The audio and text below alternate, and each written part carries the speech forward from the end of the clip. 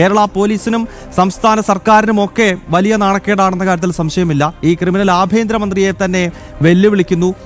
കൊച്ചിയിലും തൃശ്ശൂരിലുമായിട്ടൊക്കെ ഇങ്ങനെ മുങ്ങി നടക്കുന്നു. പിന്നീട് സോഷ്യൽ മീഡിയയിൽ നെടുനീളത്തിൽ പോസ്റ്റുകൾ ഇടുന്നു. ഇത് കേരള പോലീസ് എങ്ങനെ ഈ വിഷയം കൈകാര്യം ചെയ്യാനാണ് തീരുമാനിച്ചിരിക്കുന്നത്? ഒപ്പം ഈ തിരുവനന്തപുരത്ത് പിടിയിലായിരിക്കുന്ന 5 പേരുടെ ബാക്ക്ഗ്രൗണ്ട് എന്താണ്?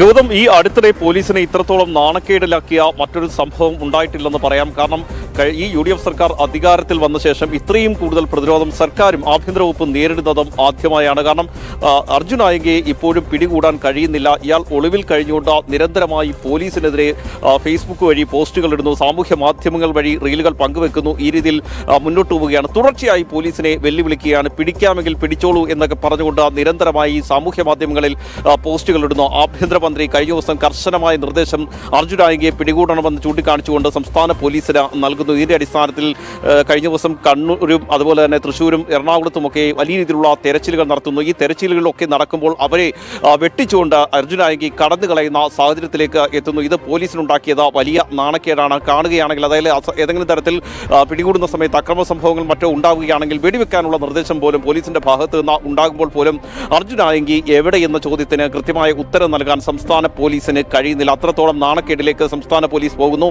ഈ ഒരു സാഹചര്യത്തിൽ കൂടിയാണ് ദക്ഷിണമേഖല IG-യുടെ നേതൃത്വത്തിൽ ഇപ്പോൾ ഉദ്യോഗസ്ഥരുടെ യോഗം ചേർന്നുകൊണ്ടിരിക്കുന്നത്. ഏത് വിധേനയും അർജുൻ ആയങ്കയെ പിടികൂടുക എന്ന ലക്ഷ്യത്തോടു കൂടിയാണ് ഇപ്പോൾ യോഗം ചേരുന്നത്. ഇതിനായി എന്തൊക്കെ തരത്തിലുള്ള നടപടികൾ സ്വീകരിക്കണം എന്നതുൾപ്പെടെയുള്ള കാര്യങ്ങൾ യോഗം വിശദമായി തന്നെ ചർച്ച ചെയ്യും.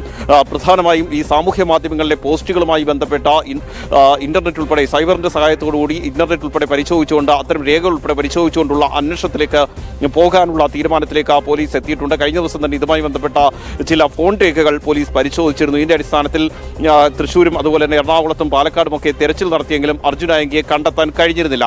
ഇപ്പോൾ ഏതായാലും ഇന്ന് ഏറ്റവും പ്രധാനപ്പെട്ട ഒരു വിവരം എന്ന് പറയുന്നത് 5 പേരെ, അതായത് അർജുൻ ആയങ്കയുമായി ബന്ധമുള്ള 5 പേരെ നിലവിൽ പിടികൂടിയിരിക്കുന്നു. തിരുവനന്തപുരത്ത് നിന്നാണ് 5 പേരെ പിടികൂടിയിരിക്കുന്നത്. ഇവരെ വിശദമായി തന്നെ ചോദ്യം ചെയ്ത് വരികയാണ്. നമുക്കറിയാം CPM-ന് വേണ്ടി എന്ന് നിലകൊണ്ടിട്ടുള്ള ക്രിമിനലാണ് അർജുൻ ആയങ്കി.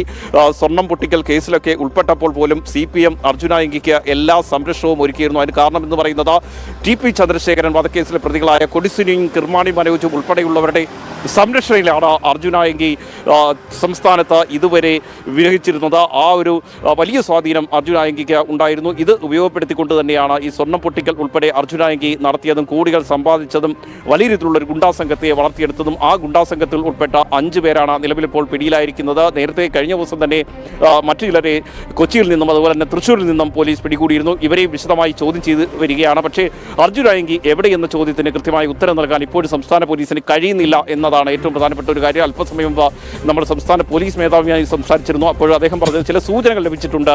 എന്നാൽ അർജുൻ ആയങ്കി എവിടെയെന്ന ചോദ്യത്തിന് പോലീസിന് കൃത്യമായ ഉത്തരം നൽകാൻ കഴിയുന്നില്ല. മറ്റു സംസ്ഥാനങ്ങളിലേക്ക് കടന്നിട്ടുണ്ടോ എന്ന ഉൾപ്പെടെയുള്ള കാര്യങ്ങൾ നിലനിൽക്കുകയാണ്.